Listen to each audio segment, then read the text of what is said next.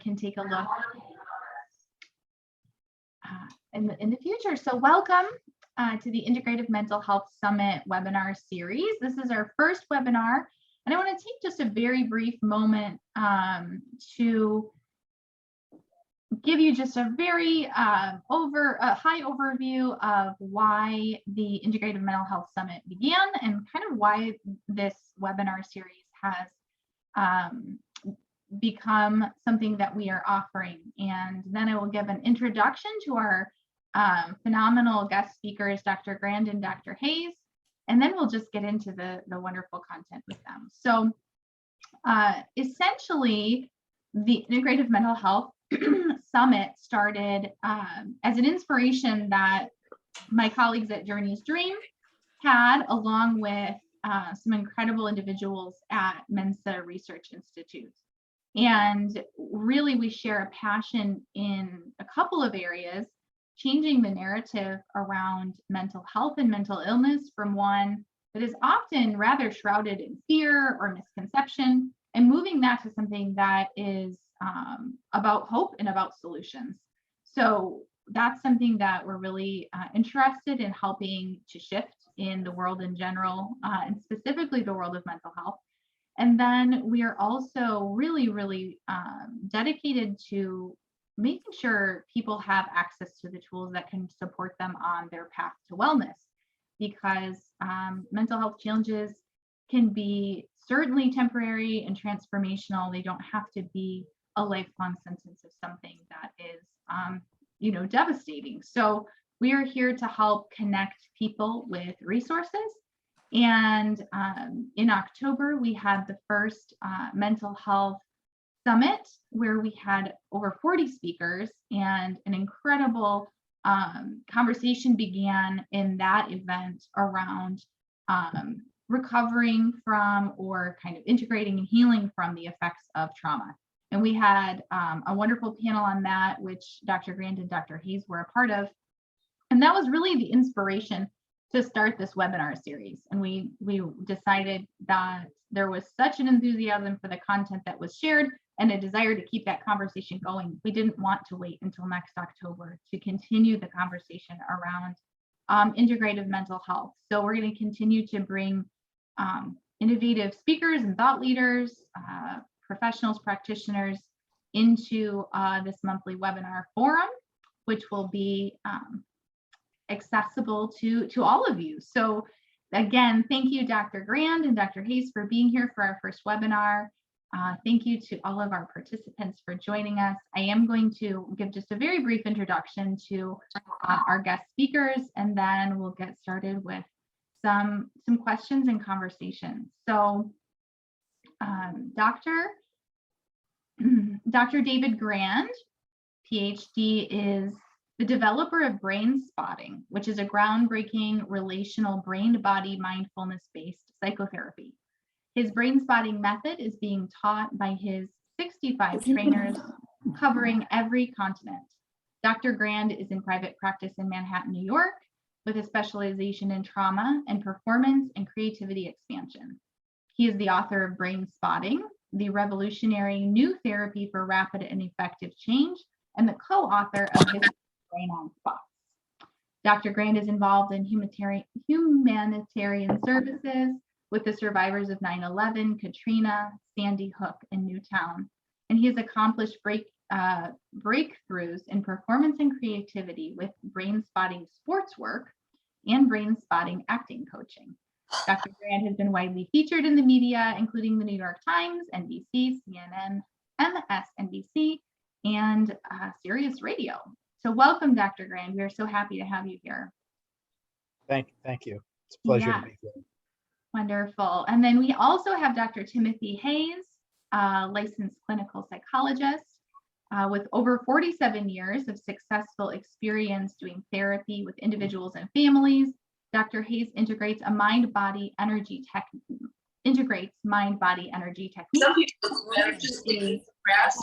Friendly model. Breaha, can you mute everyone who isn't? Yep, I am working on that right now. Thank you for the request. There we go. Okay. We will certainly have an opportunity to unmute and ask some questions, but for now we're going to keep our audience members muted. So excuse me, I'll go back to Dr. Hayes, who has become known for his success in assisting patients as they resolve the effects of post-traumatic stress disorder. And he has helped hundreds of individuals, including veterans and their families, resolve the effects of severe trauma, whether a recent occurrence or one in the distant past. Dr. Hayes has co-hosted an internet radio show for more than 10 years, an hour every day, 5 days a week, teaching and supporting people using some of the most effective, efficient, and accessible tools he has learned in his career. And he is also the host of our On Your Mind podcast offered by Journey's Dream. So welcome, Dr. Hayes. We are so pleased you're here. Thanks. Thanks for having me.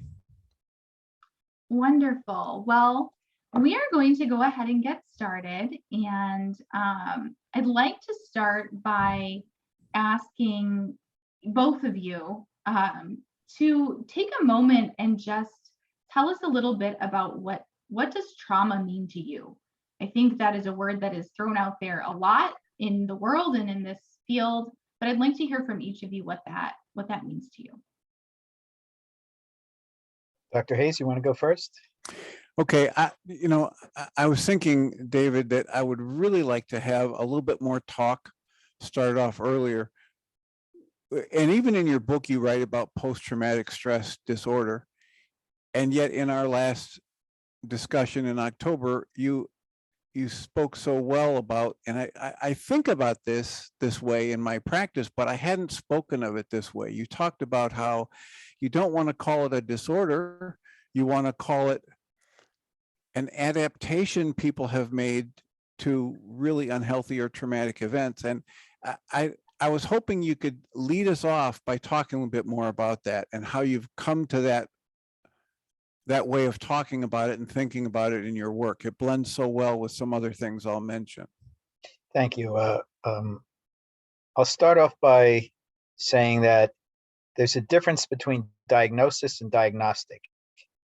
Diagnosis is something that is fixed, and it's a category that is placed on a human being, a unique human being that has had all kinds of different experiences.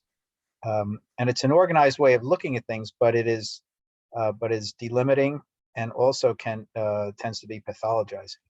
Diagnostic means to understand as best you can what's going on and where it comes from, and it's a dynamic process. So I do make use of diagnostic thinking, and I make much more limited use of diagnosis. But if you look in the diagnostic literature, almost every diagnosis finishes with the word disorder, okay, which is looking at it for what it looks like now, but is not looking at it from how it got to be the way that it is. Instead of post-traumatic stress disorder, post-traumatic stress adaptation or reaction pattern is much more appropriate, as well as honoring of the person. The human nervous system has between 1 to 4 quadrillion synaptic connections. A quadrillion is if you take a trillion and you multiply it by 1,000, or a billion and you multiply it by a million, which is essentially infinite. And one of the reasons we have such infinite nervous systems is to process everything on the inside and the outside 24 hours a day, from the moment of conception and intrauterine and through birth in our early months and years and throughout our lives. But the exquisite complexity of this mechanism, or these mechanisms, are vulnerable to severely adverse experiences. So when a person experiences a trauma, especially early in life, before they have words and thoughts, this incredible processing system gets overwhelmed, and as it processes everything else, it is unable to fully process through this traumatic experience or set of traumatic experiences. And the unprocessed trauma is there. And the next trauma that happens to the person starts to form a trauma network, in the deeper brain. We call it the subcortical brain, below the neocortex, which is the human thinking language brain. So what it really is from a developmental neurological point of view, trauma is the nervous system being overwhelmed, not being able to process through the experience sufficiently, and having it be there, and take the person away from the natural regulation they have into some level of dysregulation, which I'm talking neurologically, I'm not talking psychologically. So all of the symptoms that we see, whether it's the fear that it's going to happen again, or being hypervigilant, being like on guard all the time, or jumping every time there's a loud noise, or having nightmares, it's all coming from this unprocessed trauma in the deeper brain, which is there because it should be there. We don't say that if a person, cuts their arm, has some accident, that they have an arm cut disorder. It's a wound that needs to be addressed, and healed. And in a more complex way, that's what trauma is. So to call it a disorder is to not understand it neurologically or developmentally, and to not be, and it's to categorize a person instead of to really understand the person and be with the person for who they are. I've been shooting off my mouth a lot, Tim. If you want to kick something back at me from what I've said. Well, I would just tag on to that and say that when I talk about it, I don't talk about it so much from a neurological perspective, more from a psychological or an experiential perspective.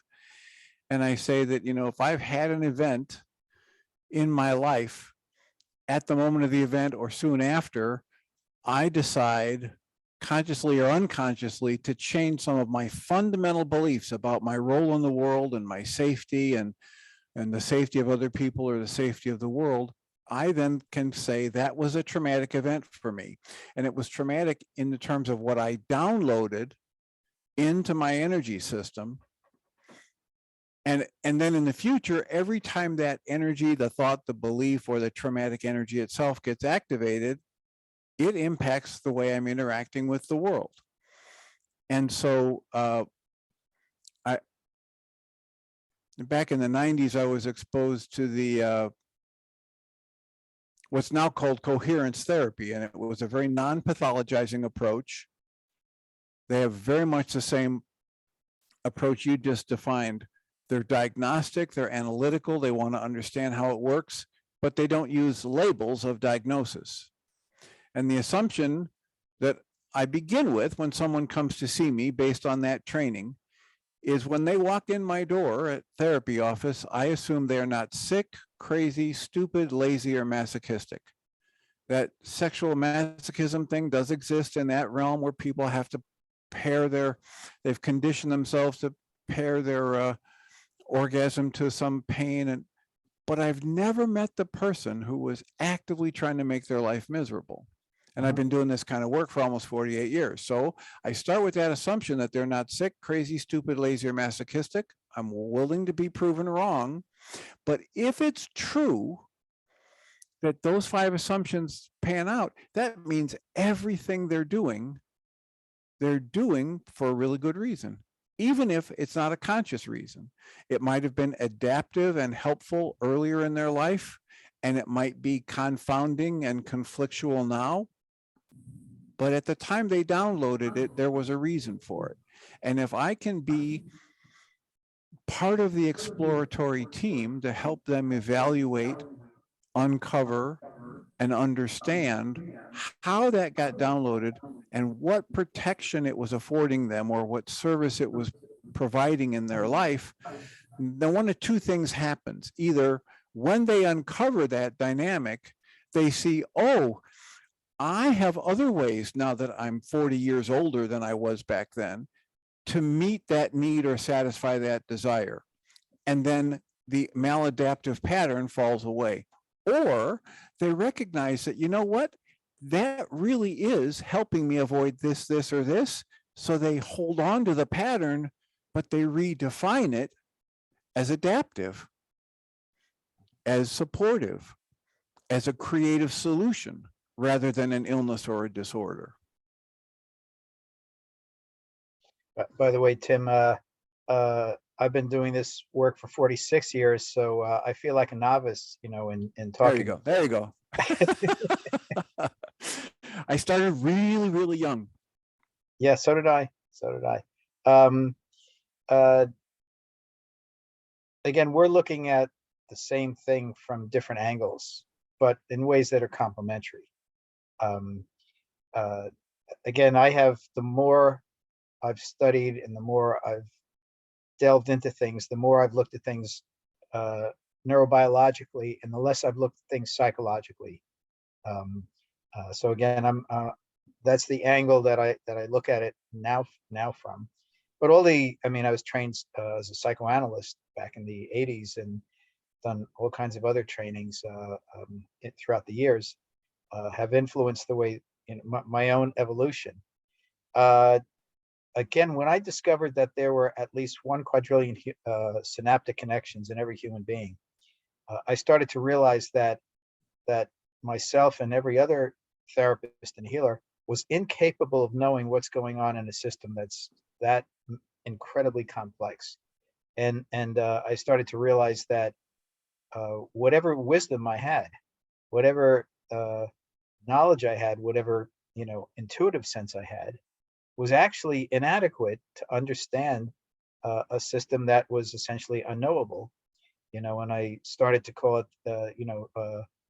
working from a state of uncertainty, which, I'm sure in your training, Tim, as well as mine, we were taught that you have to know, and you have to know what it is, and you have to know what to do.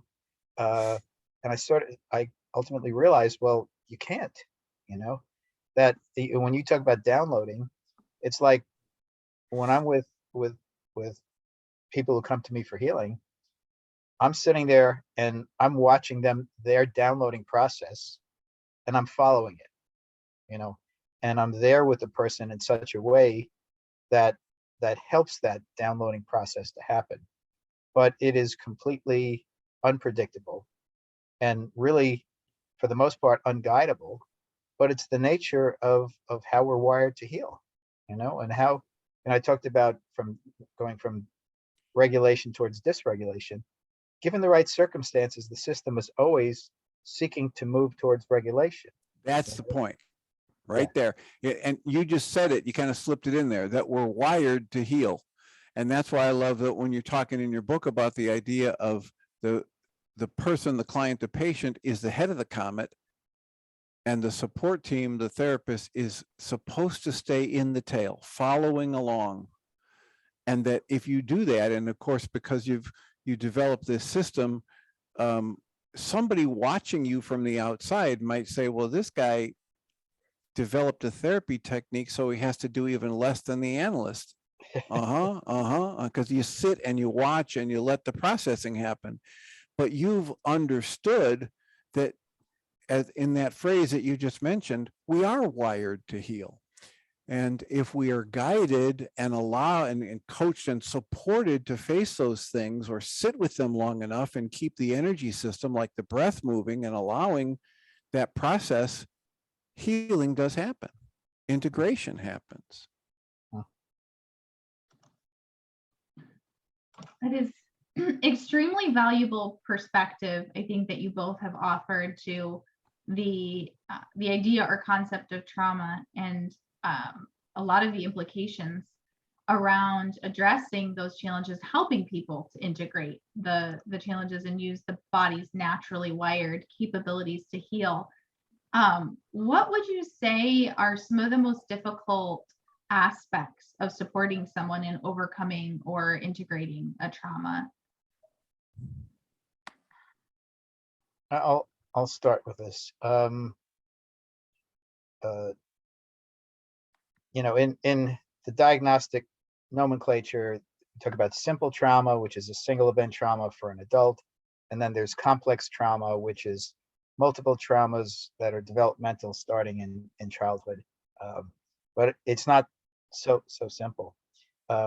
Within what we call complex trauma, I've sort of added to it that there's complex trauma, very complex trauma, and extremely complex trauma. And the extremely complex trauma goes to what we call, traumas of attachment, just from the beginning of life, and what our basic physical and emotional needs are. And then superimposed on that, early and often, traumatic events, terrible events. This is where abuse comes in. And the problem is that the human system from the beginning learns to survive by dividing itself up, or by reflexively creating barriers that help the system to not collapse or go into just a terror state, or just go into a depressive collapse. But and this relates to what Tim was saying. This, for a 6-month-old or a 2-year-old or a 4-year-old, is highly adaptive. But as they go into adolescence and into adulthood, that survival mechanism becomes highly maladaptive. But because this is how the person survived, when they had nothing else, those time inappropriate, age inappropriate survival mechanisms are what create the problems that the person has.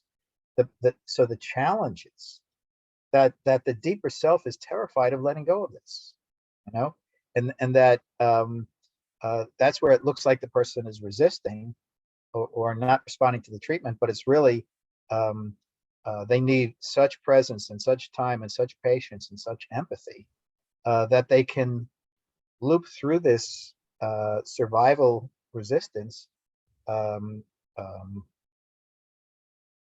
repeatedly, countless times, until their system can begin to find out there's another way. This relates also to things that you were saying, Tim, as well. And part of the answer to Brea's question in that is, one of the more difficult parts is the patience that we need to have to be able to let that come up and have them work through it. Another part we were discussing on the panel last August or October was that somebody brought up, how is it as a therapist that you hear all of the details of these traumas and horrible stories and you don't take it onto yourself?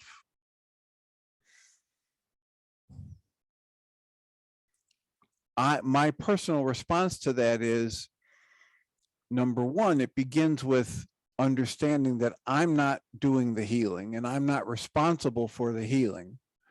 I have a certain line of responsibility to do what I do and do it well, and to hold the space and the boundaries. And so once I understand it's not my job to fix or heal somebody, that their own system will do that if all of the conditions that you were just talking about, David, are met, and if I can meet them to the best of my ability, then that takes a lot of pressure and stress and strain off of me. And the other side of it is, because I'm in this field, because I have compassion and I had wonderful parents and I connect with people and care about the outcomes, I do have to have tools and use them for myself to unload the stress of hearing this. And it can be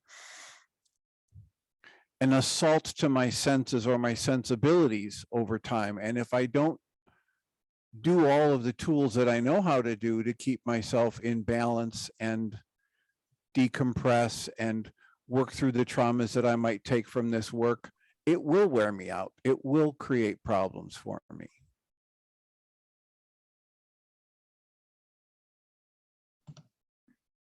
It's a really excellent point that you raised, Dr. Hayes.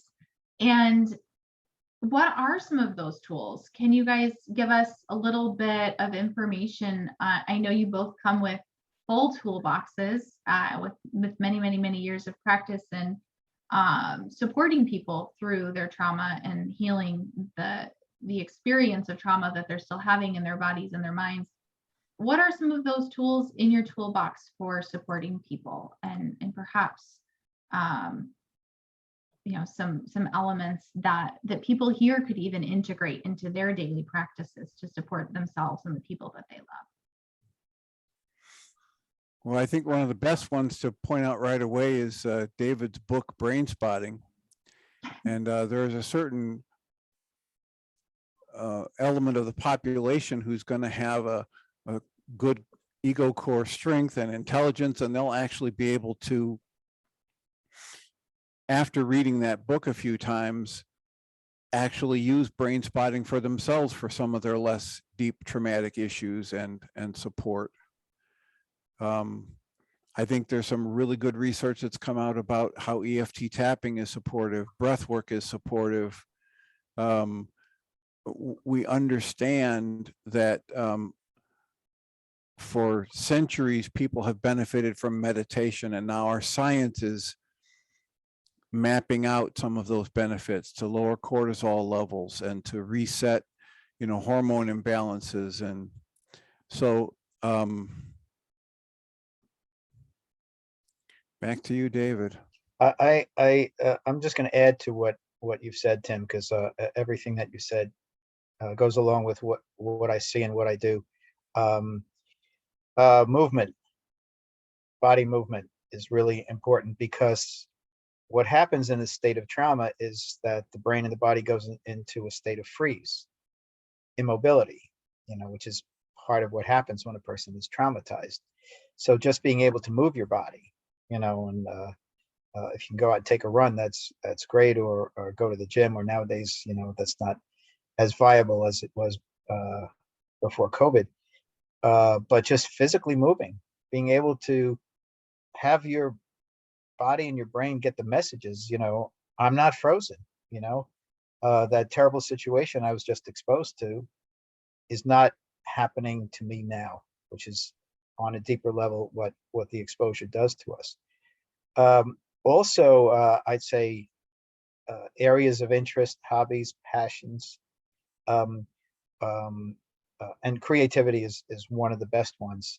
If you have an art form, being able to engage in that art form, what it does is it reroutes all how the information is traveling in your brain, and this goes along with energy, as Tim was talking about.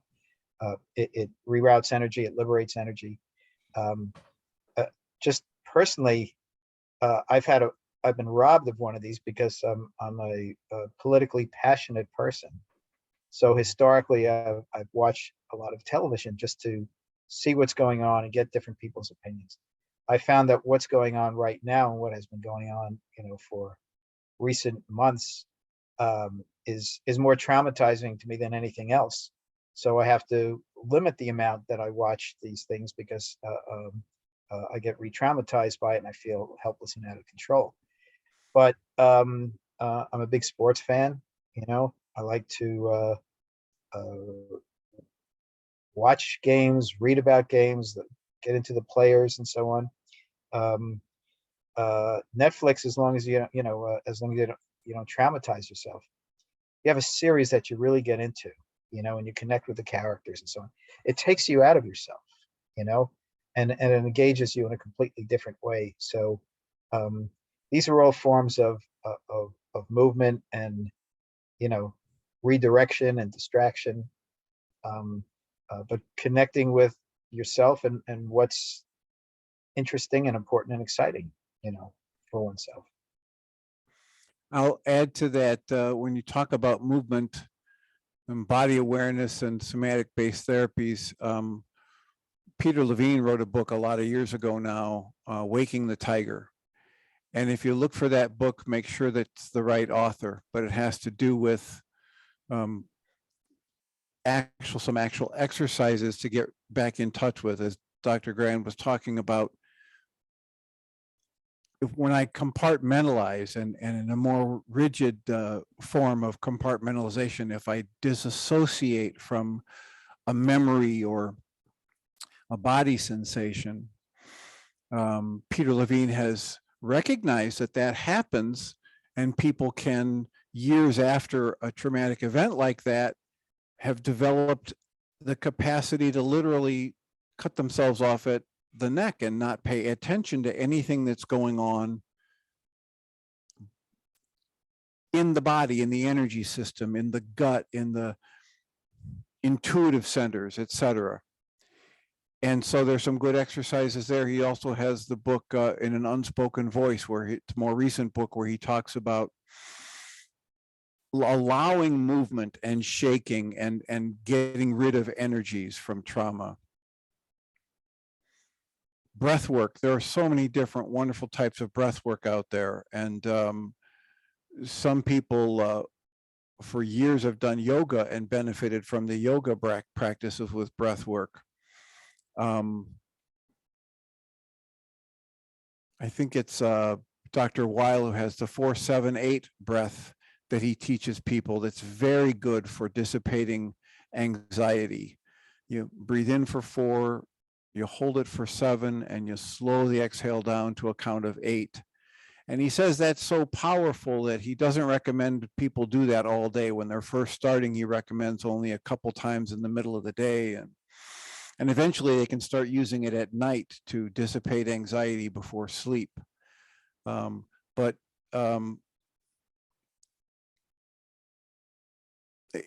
list goes on. I keep thinking of the functional medicine approach, which says, look, you know what it takes to be a healthy, viable human being. It isn't rocket science. We know about food, we know about water, we know about sleep. But in the functional medicine model, they also say, okay, but there's a need for a connection to community. There's a need for a sense of love. There's a need for a sense of purpose in life. And some would say spirituality. And when you start working with that with people and introduce to them some of the tools that have been assembled over the decades and centuries that we humans have struggled with this, they can put together a lifestyle that's far more beneficial than the standard American diet or the standard, couch potato routine that so many of us get into. The last thing I'll say before handing it back to either you, Breaha, or David, is for decades, I've talked to people about the need to watch what they put in to their system. And if they sit and listen to nothing but talk radio or what they call the news or the violent shows, they're going to get a certain kind of an accumulation and a certain kind of a feedback loop. So I've strongly recommended to people for years, and it's gotten so much easier with technology and the MP3s and the streaming of things.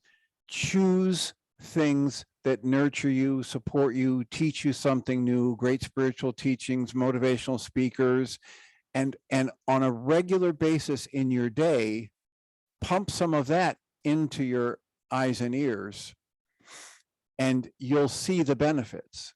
I had somebody recently, he's 32 years old, and he'd been down for 3 weeks with coronavirus, and he came in and he said, I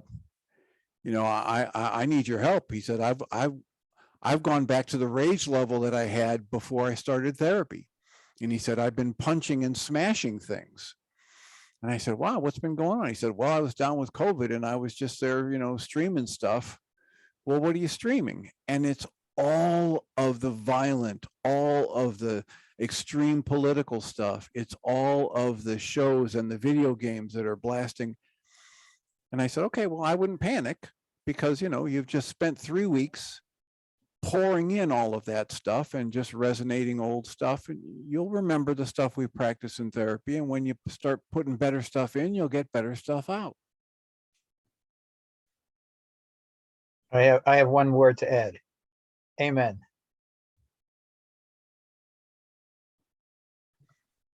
Thank you. Those are some rich and fantastic suggestions. And I know there were many that you gave in quick succession. So I took the liberty of taking a few notes and put in the comments a couple of the books that you referenced, the authors, and a couple of things in case anyone here wants to look a little bit further into some of the suggestions that either Dr. Hayes or Dr. Grand shared in that segment of what we were just covering. So, at this point, I'd like to ask each of you, what is something that you think is under spoken about, that is not, whether it's a misconception about trauma, whether it's something that you wish people would talk more about when it relates to healing trauma, the experience that one has living with a trauma, whatever it is that you feel like perhaps isn't addressed enough in this field, that we could bring into this conversation to help broaden our awareness and or aid our own healing processes. So do you mean in the field or in families with trauma? How do you want us to look at that? I would leave it open to you entirely. So if there's something on the very broad topic of trauma that you feel like isn't addressed, whether it's in families, whether it's in common practice with therapists, what is something that you would love to see maybe approached differently or talked about more? Well, for me, the keys there would be, the first one would be that how our emotional states are created inside of us rather than as the culture teaches us from outside of us. And then when you apply that to the family or anyone who's trying to support somebody with trauma, to understand that if somebody's got rage or depression or insult spewing out of them, it means there's pain, fear, or sadness inside of them that they don't have the skills or the willingness to look at and deal with. So if I can have that filter on for me when I'm dealing with somebody, even if they're screaming in my face, I can generate compassion and I can start having access to more creative solutions that don't, because all those creative solutions and compassion get shut down if I get defensive or if I go on the attack, if I feel like that, what's coming out of them is about me, then I can get derailed very quickly. So, I was on a panel a while ago and they said, what would you want to change in the training for therapy? And this was it, that when I was in all the way through graduate school, I had professors sit with me and coach me to ask patients, how did it make you feel when he or she did that? And it wasn't until basically, I was 45 years old and had been practicing therapy for 25 years. And all of a sudden somebody said, hey, can we take a look at this? I know you're a smart guy and all that, but can we have you slow down and really observe this? That same thing has happened to you 17 times in the past year and you didn't throw a vase against the wall. This time you made it mean something else. You put a different interpretation on it. You generated rage. You're the one that creates your emotions. And if you can learn, I began to learn at that point in my career to question it for myself and then teach others to start to do that diagnostic work that David talked about earlier, to analyze, what am I making this situation mean that I then feel the need to generate rage or sadness or overwhelm? And once I empowered myself to look at that, and I began to help others look at that, it's transformed their lives and mine for the better. I want to add something, and then I want to go in a completely different direction just because it came to me. Trauma is a condition, especially complex trauma, where the person is experiencing something from another time and another place in the present. Okay.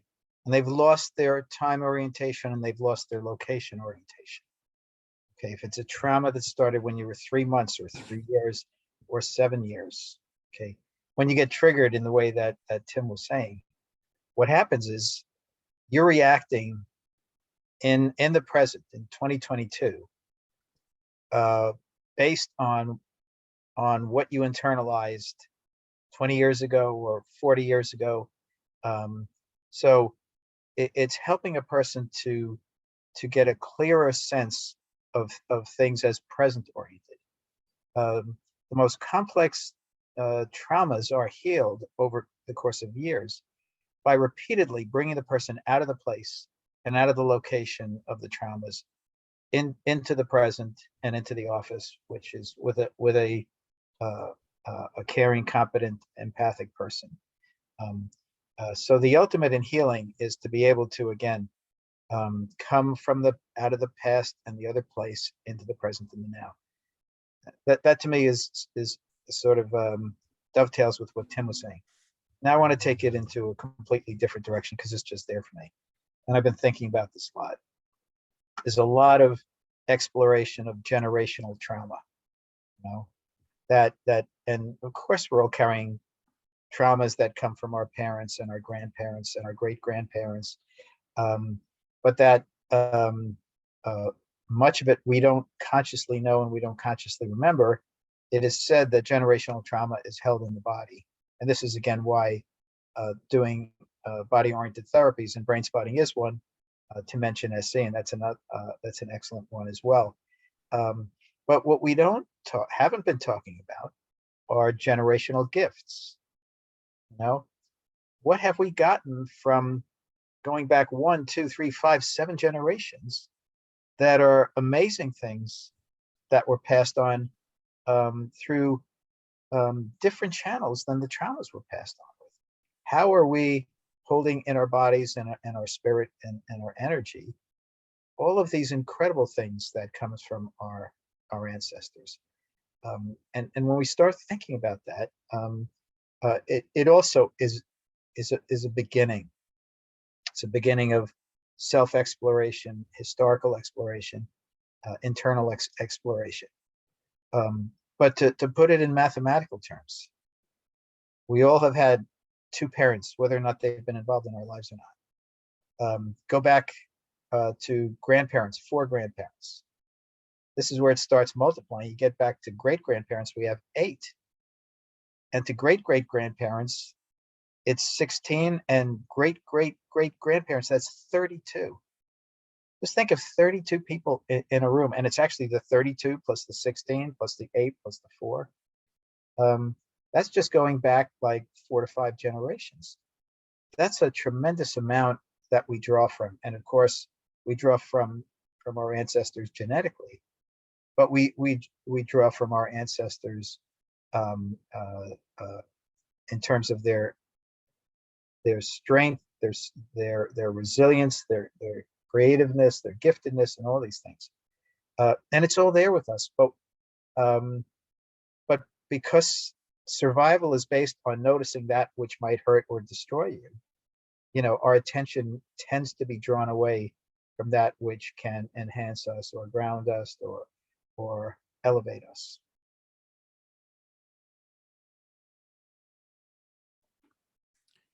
Well, I just want to say ditto and amen, because the energies are passed into 3 and 4 generations, not just the sins, but the energies, the good, the neutral, the not so good, the intensity. And one of the things you said made me want to say, and even some of those things that I would call traumas, some of the qualities that have me holding on to it so intensely or fighting so rigidly against it are the same strengths that make me successful in other areas.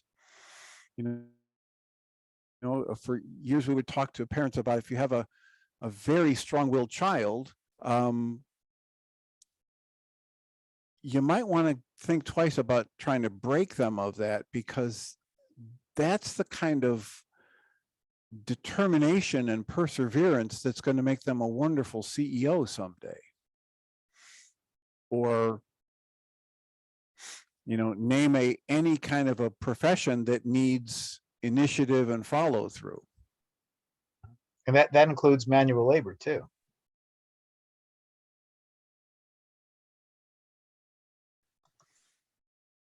I love the reframing, which to me speaks of self-compassion. Like I can beat myself up for having experienced trauma. I could beat myself up for how I respond to that trauma in my system, or the fact, oh gosh, why am I holding on to it? But I think if we can consider that the response is a survival mechanism in every case. The response that one has to trauma is the brilliance of your body mind unit, responding in a way to protect ourselves. That was of service at a certain period of time. And now that realization that may no longer be of service to us any longer, and the process of letting go. But when we can have compassion for ourselves and understanding that all of these gifts have been passed down as well and are there, thinking, okay, we have 64 ancestors just in the past 4 generations. How many incredible gifts have we received? And that's a really beautiful way to reframe and have a little bit of balance in how we think about,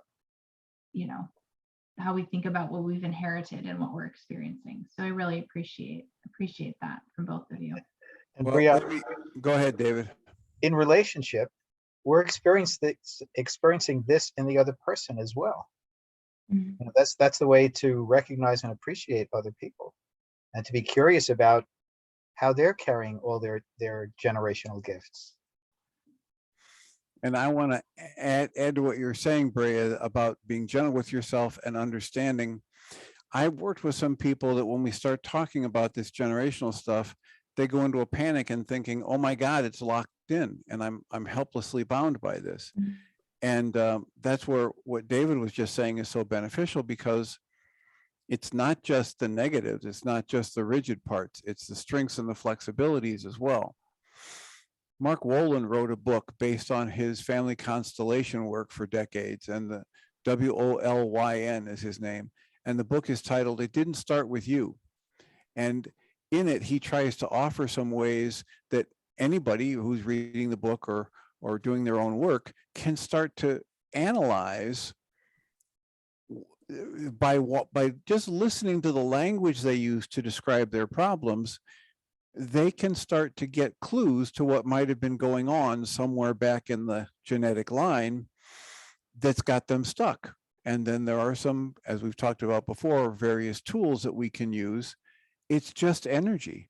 If we become aware of it, if we get trained in the tools and skills for keeping the energy flowing within our system, as David said earlier, we're wired to heal.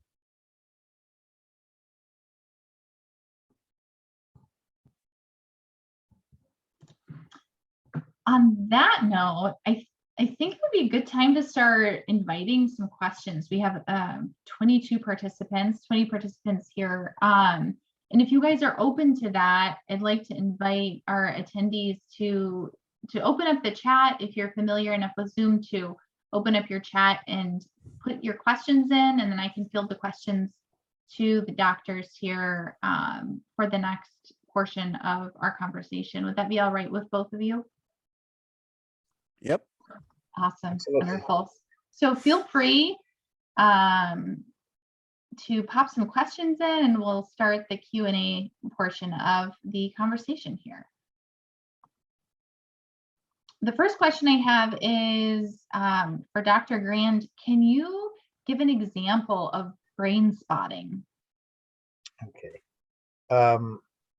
Brain spotting, as you said in the beginning, is a relational therapy. It's a brain-based therapy, a body-based therapy, and a mindfulness-based therapy. And it's the integration of all 4 that makes brain spotting what it is. But it relies on observing what we call relevant eye positions. Okay, and we have a saying in brain spotting: where you look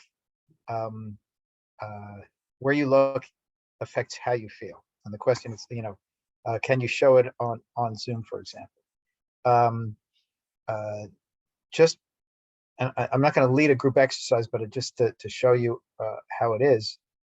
If you just think about something, notice exactly as you think about it where your eyes go or where your eyes want to go.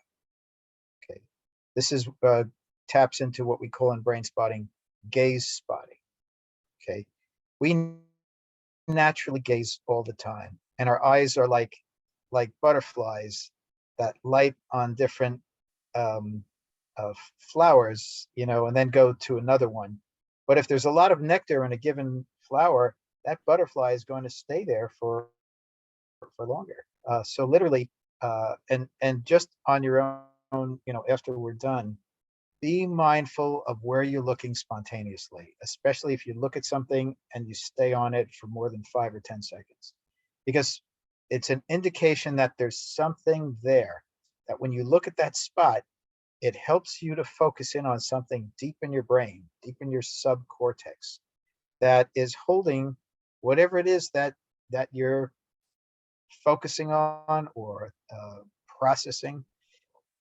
But if right now you just think about something and watch where your eyes go, notice it, and just look there for like 15 seconds. And then through mindfulness, just notice where your mind goes, where it goes next, where it goes next. That is the entryway to brain spotting. And it's one of the 3 ways that we find these relevant eye positions that give us access to deeper in the brain. And the other 2 ways that we find eye positions, and this is with the brain spotting therapist with the client, is we use a pointer and we either go across and we look for reflexes that happen in the eyes or face or even the body of the person, because every time there's a reflex, it means there's something there in that eye position.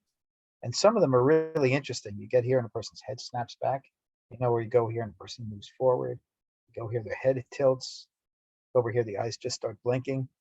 If you stop, as a brain spotting therapist, when you stop there and you guide the person, just look here and mindfully notice what comes next, and they follow.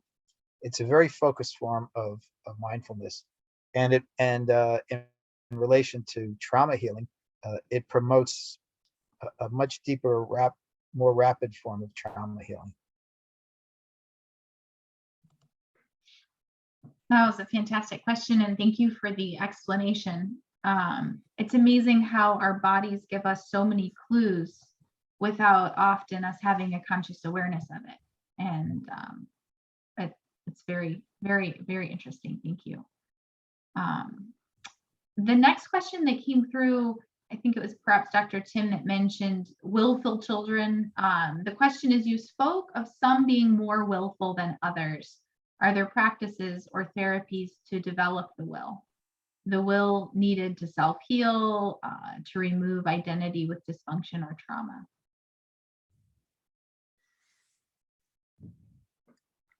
Practices to develop the will. Well, certainly there are practices to develop the will in adults or teens that people can, engage in. I'm not sure that I can think of one that I would use with a child, because they usually have a pretty strong will, or they know. I would rather be coaching parents to do what David's talked about so much tonight, which is follow their interests, follow their curiosities, encourage them, encourage their creativities. And in our culture, that's one of the hardest things for parents to do, because children will often see things, hear things, have imaginary friends, etc. And when they speak of them to the parents, the parents use that to generate terror in themselves and think, oh my God, my kid's psychotic, or seeing ghosts, or the house is haunted, or my kid is crazy. And it's rarely, if ever, the case. It's usually just that child is more sensitive and tapping into energies and emotions and creativity that the parent has basically disconnected from. There are some exercises that Dr. Michael Rice has, that talks about the spiritual faculties of will and how to strengthen them, how to, for instance, set a goal only after you've framed it and made sure that it's in alignment with your values and priorities and what the impact might be on your relationships, and then sleep on it and ask to be shown if it's a good goal for you. And then you get up the next morning and you decide to set a few goals, just a few for the day, but you've thought about them and you've lined them up and made sure that it's going to be worth the time, intelligence, money, and energy you spend trying to make that happen in the day. And then you select just a few of those for attention throughout the day. And that's a practice. It builds like a muscle memory, the strength of will to stick with something, to hold it in attention for the day, to marshal your resources until the goal is accomplished. And that tends to be very beneficial for building will. For 2-year-olds especially, um, the willfulness is the capacity to say no. And it almost doesn't matter what they're saying no to. It's a matter of just being able to say no, which is to say, I am me, and I am a separate being, and I draw this boundary in the most primal of ways by saying no, or by not doing something. And every one of us has that willful 2-year-old inside of us that just doesn't want to do certain things and wants to say no, just to be able to establish that boundary. But part of the graceful evolution beyond this is if there's that willful no, then the question is, well, if this is a no, then what's a yes? You know, and then if and you may not get it right away, especially with a 2 or 3-year-old, but ultimately, to be able to support the child into, and this really dovetails with what Tim was saying, into that the willfulness, then saying, well, I don't want this, but I do want that. You know, to be able to make affirmative choices that are built on or evolved from the boundary setting of no. And this is part of our own evolution. Then we need to be able to recognize that as well. There's and Tim, I'm sure you've experienced this. There's a great thing that happens in therapy that is misunderstood by many therapists. It's when the therapist is saying something brilliant, and then the client says, no, that's not what it is. Okay. Now, most therapists don't like to be told, especially when they're being smart, that they're wrong. And oftentimes, unfortunately, a therapist will push through that no that the client is offering. And therapists also are afraid of being wrong. But if the therapist recognizes the dynamic that we've just been talking about, which is if the client says, no, that's not what it is, it's a phenomenal opportunity to say, well, if it's not this, what is it? That's where the willfulness of the no gets translated into the willfulness of the yes, or of the possibility, and whatever the client tells you, is what it is. When they say it's not this, it's this, therapist has to listen very carefully, because that this is pure and profound, and it comes out of this translation of willful no into willful, maybe or yes.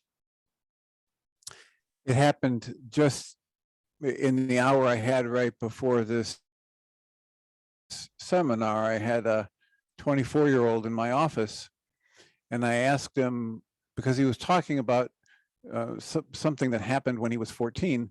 And I said, so if you ask your 14-year-old self what you made that mean about yourself, and I gave him, because he's a very concrete person. He's a construction worker type guy. And he just looked at me like I was, what do you mean? What do you made it mean? And so I gave him like 3 or 4 words that it might mean. Did it mean you were not lovable, no good, whatever? And he said, no. It meant I was overbearing. Now, of course, the brilliant psychologist in the room, I happened to be playing that role. I had no idea what he meant by the word overbearing. But I just said to him, okay, what does that word mean to you? Describe it to me. And we just played with that until he let me know. And he eventually stumbled across, it means I'll never be good enough. And I never would have gotten there if I'd followed, my brilliance. Or if I'd assumed that I know what the word overbearing is because I read it in a dictionary.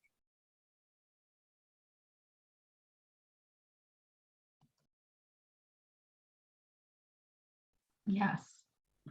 As a parent of young children, I'm taking notes. Is there wonderful insights about following I like what you said, Dr. Grandel, what you affirmed, Dr. Hayes, following the affirmative. No, no, no, no, I'm not going to do that. Okay, what are you going to do? Or what is it that is the word? Or what is it that is the experience that is difficult for you? That's really valuable perspective. One of the first psychologists I ever knew was one of my dad's best friends, and the man was a genius. So I'm not recommending this for the average human being, but he was raising his children, and his goal was to never tell them no.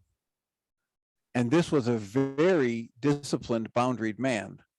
So when his son would say, you know, I want to go out in the boat alone at 4 years old, he would say to him, okay, Mackie, you can go out in the boat alone as long as Tim is with you. Yeah. And it was amazing to watch this man's mind continually set the limits without saying no. I want to take a bath, and they're in a motorhome that's only got a shower. And he says, oh, okay, you can take a bath here in the shower. No, I want to take a bath. You can take a bath here in the shower. And he ended up putting towel over the drain, so there's this much water, and the kid was thrilled. We got a bath. Yeah. But I was burned out trying to keep up with, how do you get through this without just saying no? And he was committed to just working with what the son wanted, or he had a young daughter at the time as well. It was amazing. That's fascinating. I would be curious to meet those children as adults now and see how it affected their development. They are brilliant and high functioning. Wonderful. So we have another question. Are there other modalities that you recommend to complement brain spotting? It's an interesting question. If you ask the developers or founders of most modalities, they would not really want to answer that question. One of the I embrace the question, but it's really a complex question. I've developed brain spotting to look at what everybody else in the field was not looking at. Okay, and so there are some aspects to brain spotting that you will not find in any other therapy, at least as we integrate them together. But on the other hand, there are aspects of brain spotting that are very consistent and coherent with other therapy models. I know somatic experience reasonably well, somatic experiencing, and Peter Levine, and I have a great deal of respect and admiration for him. And there's a lot in SC, although brain spotting has a lot of SC in it, there's a lot of SC that's not in it, because it's not for me to develop the theories that are already developed. It's not for me to teach them or develop trainers to teach them. So there's a lot in SC that is complementary with brain spotting. IFS, internal family system, developed by Richard Schwartz. Also, we have an aspect of brain spotting called part spotting. And it's a much more implicit kind of way of working with our internal parts. And IFS is a more explicit way. But Dick Schwartz did all this work, and he continues to do it. It's not, I don't have to replicate it. It's already there and done and evolved. And there are many brain spotting therapists who are trained in IFS before they get to brain spotting, or they get to brain spotting and then they train in IFS. Same thing with somatic experiencing. And there are other somatic modalities like sensory motor psychotherapy and Hakome. And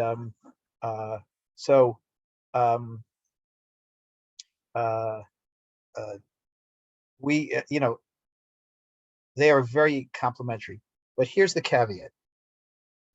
Brain spotting is based on the uncertainty principle. It's based on the fact that the therapist can't know what's going on inside of the client until the client reveals it to the therapist. So there are different models that work more from certainty than uncertainty. So you can't integrate in a certainty model into the uncertainty principle, the uncertainty model. You can modify it, but there's some aspects that are that are not coherent when it comes to that. But you can take any piece of any model and then integrate it in with brain spotting, as long as you liberate it from any certainty or assumptions that are part of it.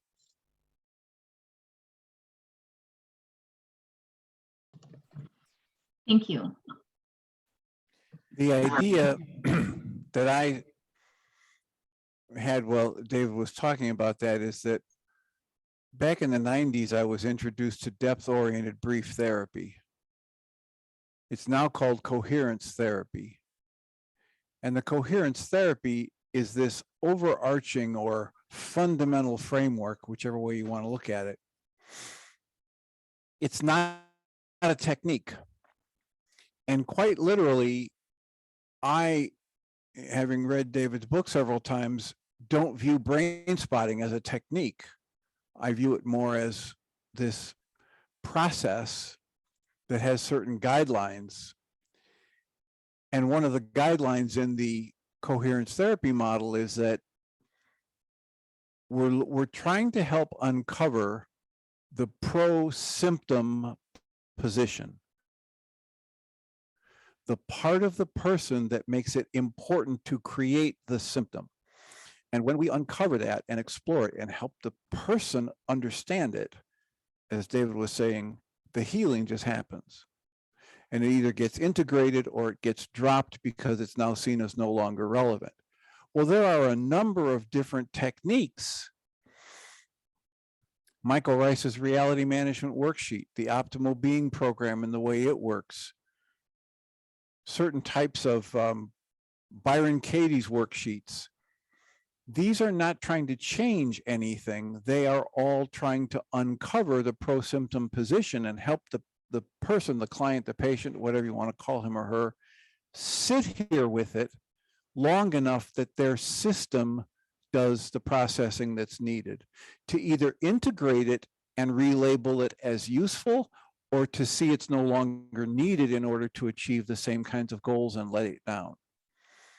So EFT tapping can be very good. If your mindset is not, I'm going to chase away this emotion, but I'm going to keep my system open and allow it to relax while this energy moves through me and see what it has to offer me. So I'm not trying to get rid of a symptom. I'm trying to understand what's the dynamic in me, whether it's at that neurological level that David was talking about, or an emotional level, or a relationship level, that makes it important for me to create and maintain that symptom pattern. So there are a number of different techniques that, if you don't get bogged down in the technique, you can use the technique in the concepts of the format of brain spotting or coherence therapy.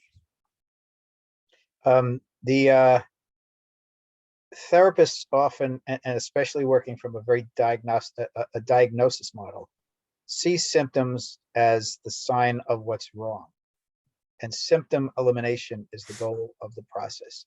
But of course, the true definition of symptom is that it's a signal that something's wrong. It's a signal from the system that something's wrong, so that attention can be given to it, so that whatever is wrong can be addressed from a healing point of view, and the symptom then becomes no longer necessary.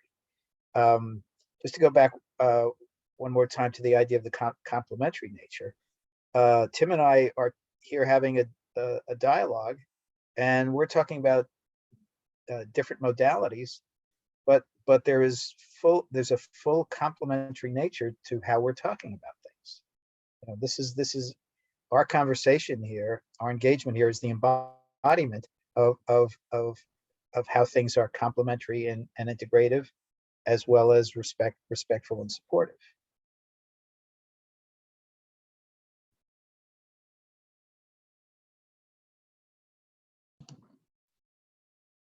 Yes, it is very much what Mental Research Institute and Journey's Dream desired to bring more to the forefront and to shine a light on is the incredible results that occur when conversations like this happen with complementary approaches to a challenge. And it brings to mind this idea that if you have a headache and you take Motrin, your headache was not telling you you had a Motrin deficiency. Your headache was telling you that there's some discomfort in your body. So yes, it might help to take a Motrin to like ease the pain so you can figure out like, oh, is your neck out of alignment, or do you have, something going on? Are you dehydrated? What is the cause of this discomfort in your body? And supporting the resolution of the challenge, not just masking symptoms. So that's really something very important to me personally and to our organization. And I think I'm so grateful the more I hear practitioners like yourselves and individuals like yourself speaking about that. I should mention photobiomodulation, and David, you call yours bilateral sound. David has these wonderful CDs or music MP3 tracks that are engineered in the studio to create the alternating bilateral stimulation. And the photobiomodulation is a lot of work that's going on with how near infrared light can stimulate healing in the brain, especially for people who had trauma and brain injury and things like that. Before we get to Rex's question, I want to say that the way that I engineered the moving sound back and forth, music and nature sound, was not just simply flowing it back and forth, especially not in a metronomic way. All of the I hand panned all of the sound, and I did it, in a creative, in the moment sort of way. But I also was mindful that to not fall into patterns and going back and forth, but to have there be some times where I just cross the midline and then go back across, then cross the midline and then go back across, and then the brain's expecting, oh, he's going to cross the midline again, and this time I don't cross it. And then I come back, cross the midline and come back. Then the brain is expecting that, and I go all the way across. The idea is that when the brain is focusing on something that needs healing, if it's paying attention to something else at the same time, okay, the brain in effect gets distracted from its usual patterns and is more able to explore different patterns, different flow of energy of down neural pathways. I also worked in multi-tracking.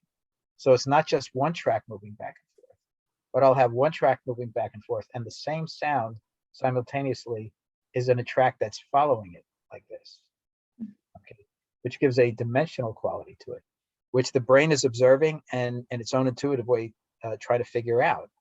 The more complex and the more fluid the movement of sound is, especially healing sound, the more the brain can't function the way that it usually does in the same rigidified, stuck patterns.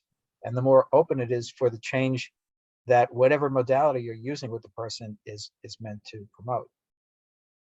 That's fascinating. If people were interested in like purchasing or obtaining these tracks or your book or connecting with a therapist who does brain spotting, how would people go about doing that, Dr. Grant? Simple. My website is brainspotting.com. Okay, perfect. And I have all of this is on there. So I want to just, the question, how do you work with the person who is in acute mental emotional crisis?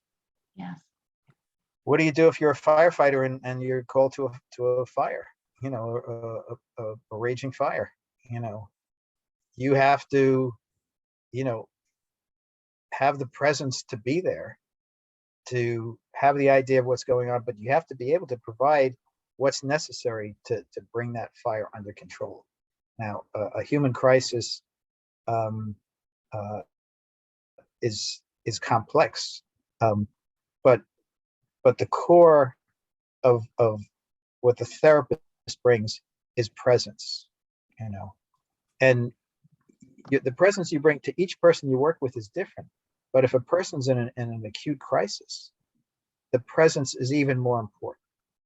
Okay, and the idea for you to sit with the person and be compassionate with the person and follow the person and listen to the person is central to being able to help the person to begin to start to get grounded.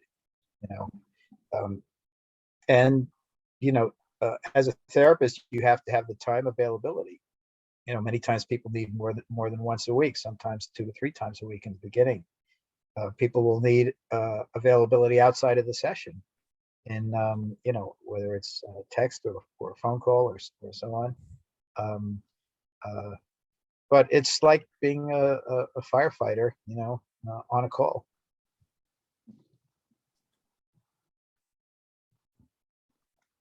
I like the fact that you're mentioning the firefighter, because what he or she does is help put out the fire.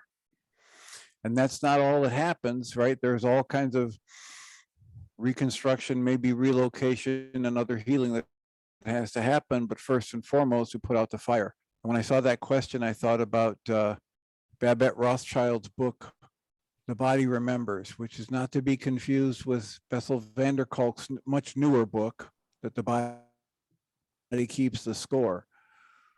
But Babette Rothschild recognized that when a person is in that heightened activation, as David calls it in his book, very important to help them build the resources within themselves to do the self-calming, to get grounded. And it does take that time. And sometimes it does take the interactions beyond the scheduled hour or the touch points during the week. There's also that fundamental skill building about body awareness and breath work, and what some people find very self-soothing, whether it's the movement David was talking about earlier, giving permission or even encouraging people to stand and hold a different position in the therapy session rather than just sit here like a good patient on the chair. And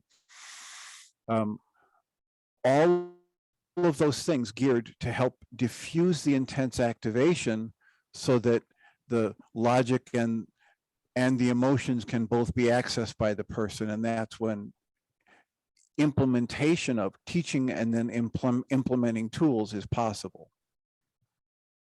Interestingly, Robert Scaer, Scaer, his first book was The Body Bears the Burden.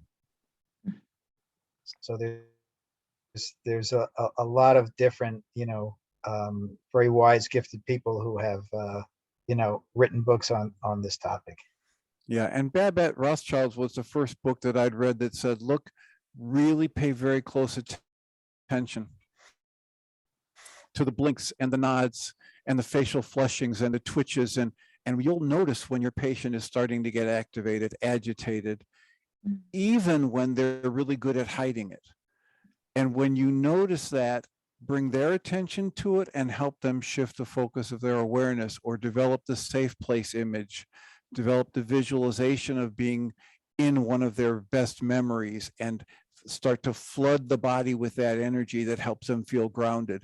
And you don't keep pushing towards resolution of something, you help them feel more safe and solid in their own experience, and you diffuse that mental emotional crisis. And then all these other things. And we focus that in with brain spotting with what we call a resource spot, which is an eye position that feels somehow connected or gives access to that body resource that Tim was talking about. And you find that, and the person just keeps on looking at that resource spot as they do all the different things that Tim was talking about. I had somebody in my office earlier this week who was quite agitated, activated, upset, and using the eye position that David talks about and having her scan her body. And she essentially said, I don't know what you mean. What am I feeling? This is a person who's 55 years old, and she's literally run from her emotions with food and alcohol her entire life. And now she's about 3 years sober, and she still has no idea how to scan her body and notice what she's feeling. And it was about a half an hour process. And the resource spot for her gaze was 6 feet to 8 feet in front of her, right at eye level, right in the center. And we finally got her to pay attention to the body enough to notice that her hands felt comfortable. And there was a thought that went with it, the gaze spot, or that resource spot 6 feet in front of her at eye level, and her hands. And you could watch her activation come down. But it took a half an hour to get just that much.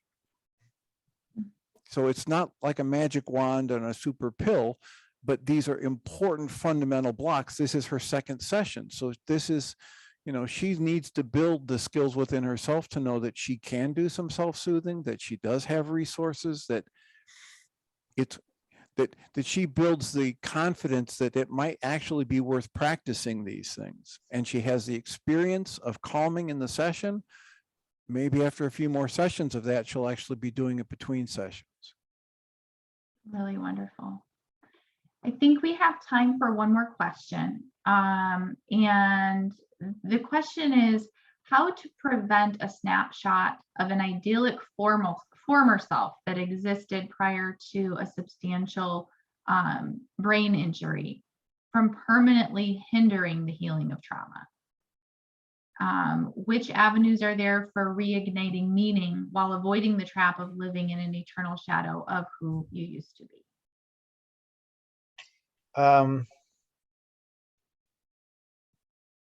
Not only does head trauma lead to brain injury, but traumatic experiences lead to something that is similar to brain injury. Unprocessed trauma and the deep subcortical brain is like brain injury.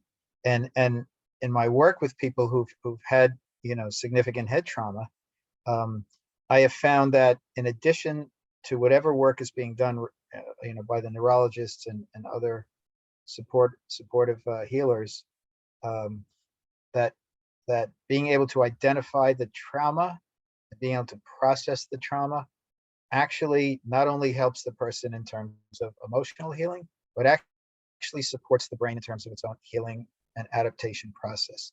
So that's one thing I want to say to this. But another thing is kind of existential, which is, everybody on this planet is worthwhile and has meaning and has meaning for being here. We tend to think about the rich and famous as being more valuable than the poor, the otherwise marginalized. But our search for meaning goes on for us, whoever we are and wherever we are, and needs to be supported. So if a person has this idyllic former self, before a brain injury, there's a certain amount of mourning that needs to go on of the loss of that self and of those capacities. But the idea is who am I and who am I now, and where am I and what's important for me, what creates meaning for me for who I am. And a person whose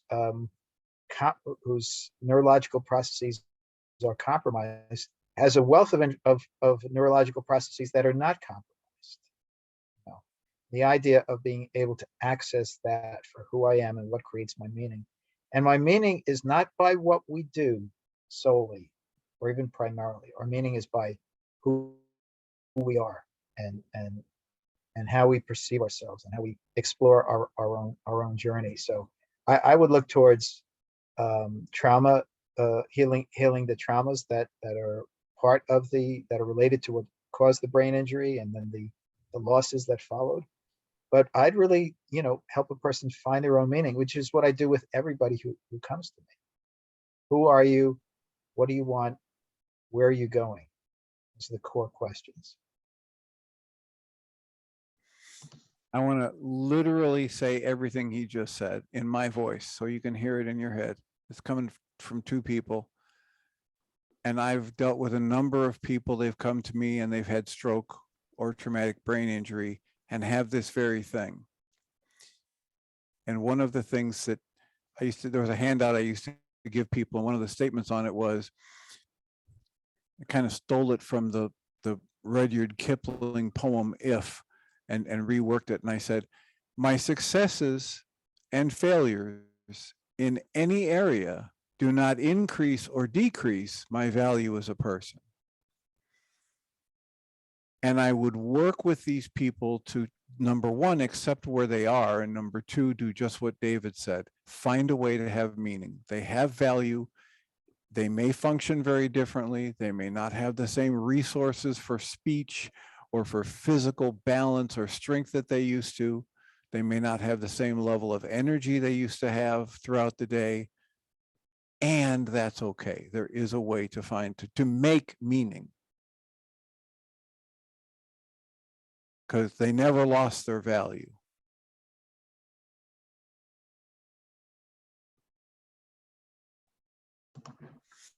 And I'll just say right before you say that, Brea's,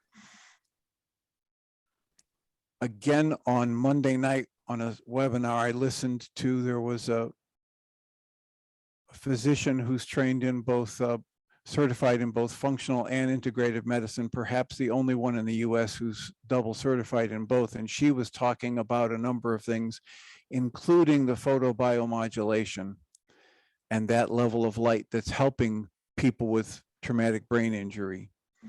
And when we had the panel back in October, there's a gentleman whose name will come to me who was on the panel who uses the BAUD, the bioacoustical utilization device, in combination with the photobiomodulation, that light that stimulates growth and repair in the brain. And that's another resource for somebody who's had brain trauma. Is it Richard Bursma? Well, he works with the BAUD, but we had George Lindenfeld. Dr. George Lindenfeld, who does both in combination when he's working Right. with people with trauma and brain injury. Wonderful. Yes. Well, I think that is a phenomenal note on which to wrap things up. My deepest appreciation to each of you for showing up, whether you showed up for yourself or for someone you care about, out of curiosity or passion or interest. Thank you for being here. Thank you, Dr. Grand and Dr. Hayes, for joining us today and sharing your wealth of presence and resources and insights. I realize I failed to even introduce myself. I jumped right in. I was so excited about introducing our guest today. I am the Executive Director of Journey's Dream, and I'm going to put a couple links in the chat here for you, for those who may be interested in learning a little bit more about Journey's Dream or about Mensa Research Institute, the two hosts of this webinar this evening. I'm also going to put in the chat a link to the Integrative Mental Health Summit website, where if you're interested, there are still recordings available of all 26 sessions of the summit that happened in October, with 40 individuals, almost all as wonderful and insightful as Dr. Grand and Dr. Hayes. And that is available for purchase as well. And if you'd like to provide any kind of donation, Journey's Dream and Mensa Research Institute both are nonprofits. We had desired to make this webinar series available by donation of whatever denominated amount was fitting for your personal financial situation. But from a technical standpoint, we couldn't make it happen. So we decided to just make it a gift from our hearts to yours. And our organizations function based on the generosity of donations and individuals and support of other nonprofits. So if you feel inspired and if your financial situation allows, I did also provide the links for our websites where you could make a donation to support the ongoing work like this webinar and the other things that we provide.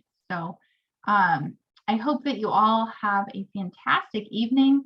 Please keep a lookout in your emails and within the Amity community, which you were able to join as a part of this webinar series today.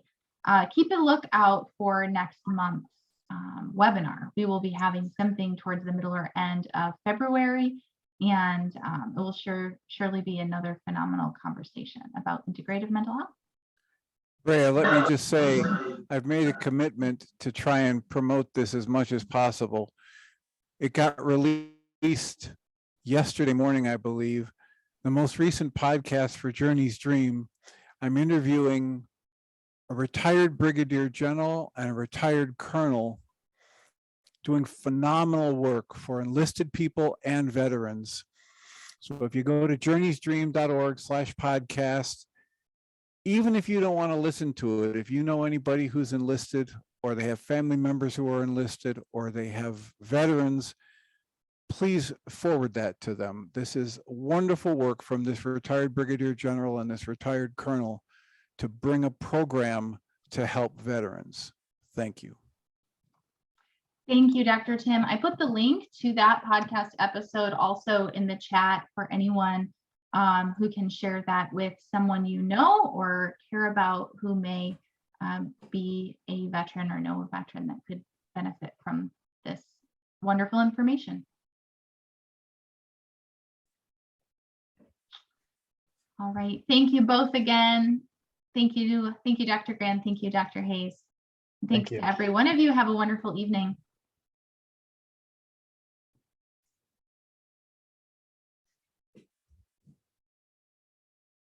Thanks, David. Thanks, Tim.